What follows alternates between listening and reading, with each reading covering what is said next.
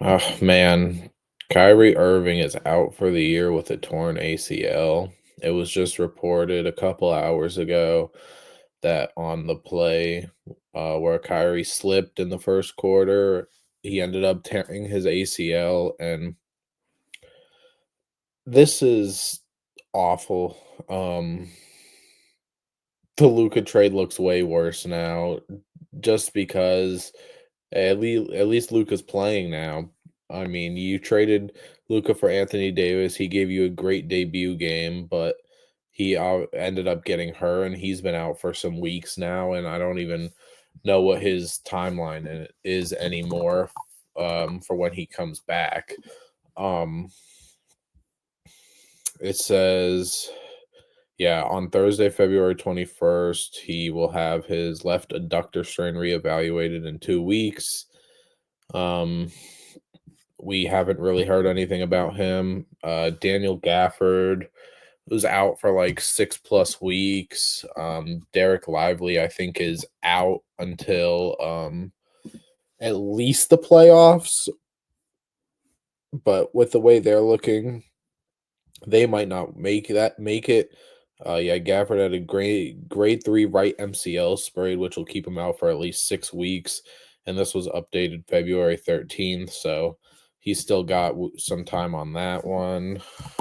Um, Derek Lively, he's been out with an ankle thing since January 22nd. It said he would be reevaluated in 4 weeks, but obviously we haven't heard anything about that. So, and now throw Kyrie into it, who's done for the year. I mean, I feel bad for Mavs fans. I wish I had, or I wish I knew somebody that was a Mavs fan directly, so I could see how they feel. I mean, I can only imagine, right? I mean, you traded your best probably individual talent in Mavericks history for a older star that's like 6 years older than what Luca was, just for him to get hurt. And then your second guy who was playing pretty good since Kyrie left, or not, sorry, not since Kyrie left, since Luca left. He's now out for the year with a torn ACL, and it just piles on. It Dallas has very quickly become one of the most unluckiest teams this season. I mean, a lot of that has been held by the Pelicans or the 76ers, but honestly, with what's happened in the past month, Dallas probably sits right there at 2 or 3, with the rest of those teams. I mean, Dallas went from obviously NBA Finals last year, and now they're the 10 seed, sitting at 32 and 30. You're 2 games above 500. Now, lucky for them, technically, I mean, from them up all the way until the Warriors, who are the 6th seed, you guys are all separated by less than a game or a half a game. So I guess you could still technically get in the playoffs, or at least one of the 7 or 8 seeds in the play in. So you have 2 play in games, but I don't even know if that's what you would want to do anymore. Phoenix is the 11th seed right behind them, but they're 3 to 4 games behind them. So my assumption would be that Dallas would stay in the 10 seed, maybe drop to 11, maybe rise to 9, but I can't imagine that if, say, Anthony Davis is supposed to come back in 2 weeks, if these next this next week and a half, you guys are losing like 4 or 5 straight, you maybe even drop out of the play-in. I don't even know if I would bring Anthony Davis back. I would just let this be like what the Sixers are doing, where they're getting all their young guys playing, like Justin Edwards and Ricky Council and all those guys. And I would just let guys like Kessler Edwards, um, Omax Prosper can play. It came out right after the Kyrie thing that Jaden Hardy is now going to be missing a lot of time too. Um, but I mean, other than those guys, you're really not a then you guys aren't a young team. I mean, I guess Max Christie's sort of young. He's been playing. He's been the best piece that the Mavericks have gotten back so far with how he's playing. But I mean, yeah, it's really Kessler Edwards, Brandon Williams, and like Omax Prosper. Those are your young guys. Everybody else is like a certified vet or has been in the league for 5, 6 plus years now. So would just I don't actually know if Dallas has their own pick this year. I would like to say that you do, but the person that I feel bad for the most while I look this up is, well, not the most obviously, but a person that it's like, damn, this sucks for him is Clay Thompson, right? Um Dallas does have their own first round pick, so I get maybe you just want to lose and then get into the lottery, because teams like Phoenix are going to still try and want to rise and get back into the play in. But other than that, I don't think any of these other teams, Portland, San Antonio, New Orleans, or Utah, none of them want to get into the play in. I mean, Utah and New Orleans definitely aren't getting it, but I guess there's still a world that Portland or San Antonio could technically, even though obviously San Antonio doesn't have Wemby. They're probably going to lose Fox soon because of his hand thing. And then, I mean, Portland just again, they shouldn't be winning like they are or like they have been recently. So, but yeah, Clay Thompson. He chose to go to Dallas instead of LA, right? Because part of the reason was that Dallas or Texas doesn't have state tax, so it would be cheaper. He didn't want to just go. He didn't want to stay in LA, go there, and he wanted to play along guys like Luca and Kyrie.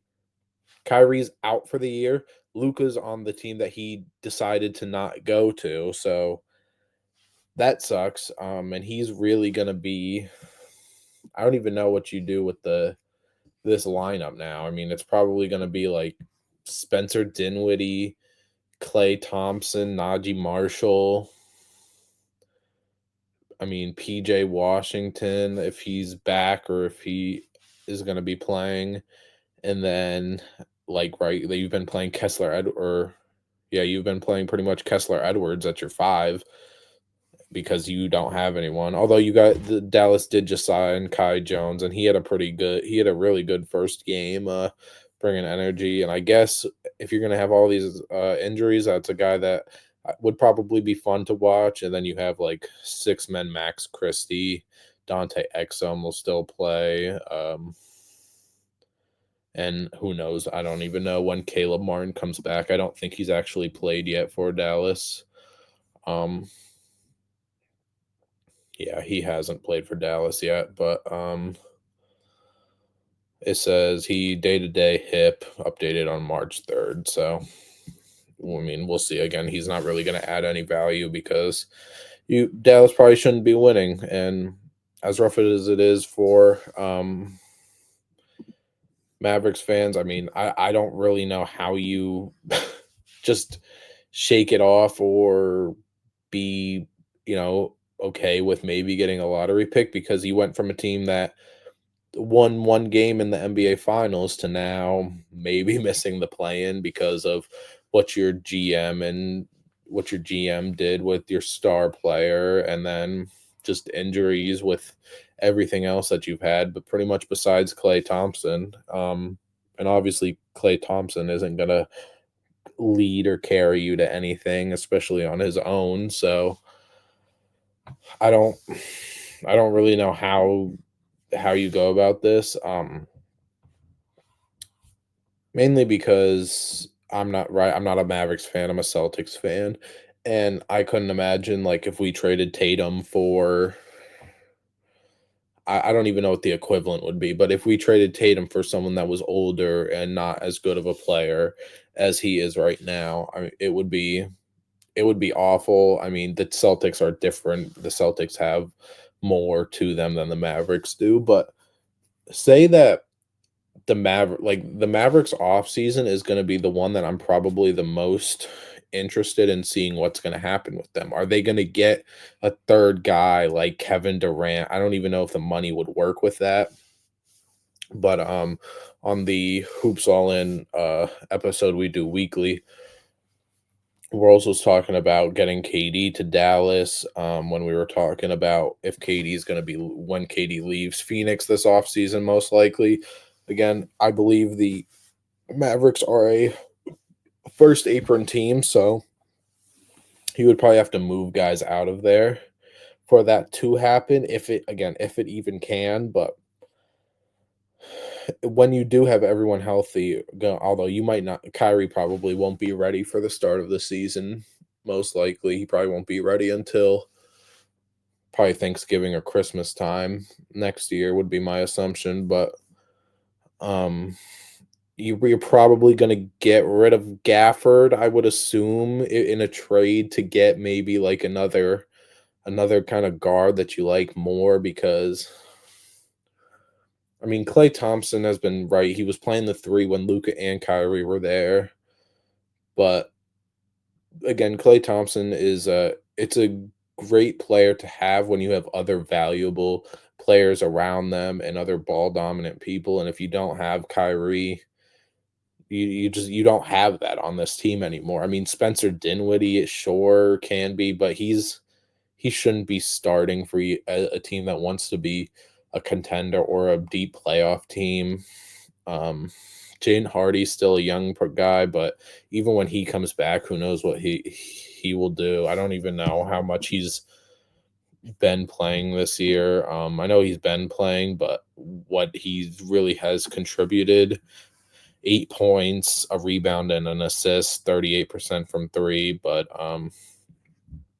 he's only playing 15 minutes a game. He's only played in 46 games, so who knows? There's a lot that this team needs to do now, and there's a lot that Nico Harrison needs to do to cover up what he did. Because even in that game where Dallas went to LA to play them, I mean, Luca was in shoot around. Luca was, doing his thing. He didn't have the greatest game, but he still performed. He had a triple double, and Nico Harrison was just like, you almost could tell that he was like, man, what did I do by trading him here? And not only trading Luca, trading him to LA, a team that is in your same conference that you are going to have to go through for that championship run that you think is going to be so easy to do with a defensive minded player. And I just don't I really don't know what you do because I would like to think that you keep guys like PJ Washington, Najee Marshall. Najee Marshall is on a 3-year deal. PJ Washington, he's on a 2-year deal. Even Daniel Gafford's on a 2-year deal. You've got Caleb Martin. He's on a 4-year deal. Najee Marshall, 3-year. Max Christie's a 4-year deal as well. But I just don't know Dallas what Dallas does with the rest of this. So that's why I'm interested to see how their offseason goes, how they will look in the start of the next season. Because in my mind, they're either going to look completely different or they're gonna look exactly the same. I don't see them just making one trade and one signing. They either are making like 3, 4 trades or signings or more, or they're really not doing anything at all. So hopefully for Mavericks fans, they are doing something this off season. Hopefully, if they do continue to lose, they get maybe they get lucky in the lottery and they jump to like a eighth overall pick, ninth overall pick. Because right now, if you do fall out of the lottery, you're going to be pretty much like the 13th, 14th pick because the 10th seed out or the 11th seed out east has 21 wins. The 11th seed out west has 28. So all those east teams are going to be worse than the 11th or 12th seed in the west, even the 13th seed, the Spurs. So it's gonna be a rough season. Let me know what you guys think the Mavericks should do. Again, go follow Hoops All In. On the again, we do weekly episodes. We're going through our top 10 at each position. Currently, this week we come out with small forwards, and we'll talk about this a little bit more. We'll hear from Worlds what he has to say too, and we'll just all talk about it and Hopefully, we'll hopefully he has an idea of what the Mavericks might do too. It's good to hear another perspective. And again, he's not a Mavericks fan either, but as someone that I mean, we like Kyrie. He just had Kyrie as his third best point guard this year. Um, and it's just a rough time this fan base is going through, and I feel for you guys, even though my team was going against you guys in the finals because I really don't know what you do, and I don't even know how good this team will be if they were completely healthy with this team of like Kyrie, Clay Thompson, Najee Marshall, PJ Washington, and Anthony Davis, or you take Najee Marshall out and then you have someone else in at the five and let AD play the four, like Gafford or Lively. I really don't know what that could do. I feel like that could get you guys a lot of regular season wins to where you could be like a four, fifth seed, even third seed.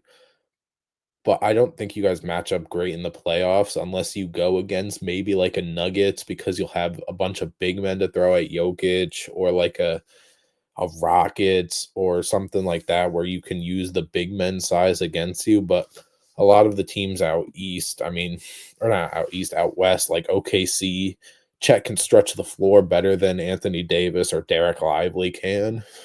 So you're probably not playing two bigs there unless they're playing two bigs with Chet and Hartenstein.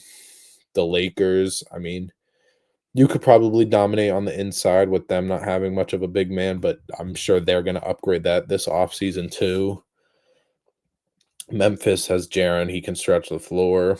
Houston, Sengun can stretch the floor at times. Golden State, you might have an easier time against again because not really any big men, but I don't know. It's gonna be a rough time for Mavericks fans. I can't wait to see what they do in the offseason.